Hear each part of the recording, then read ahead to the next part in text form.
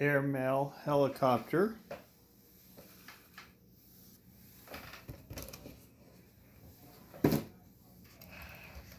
When this is running, the lights come on, the blades turn. It's got a bump and go action. And the what look like bombs are actually the battery holders. So here's how it works.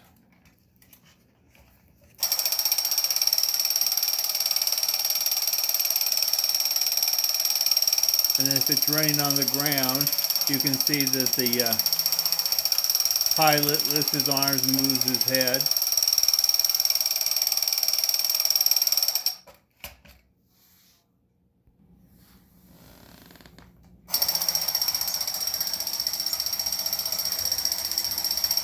If it wasn't on a slick floor, it would go on a straight line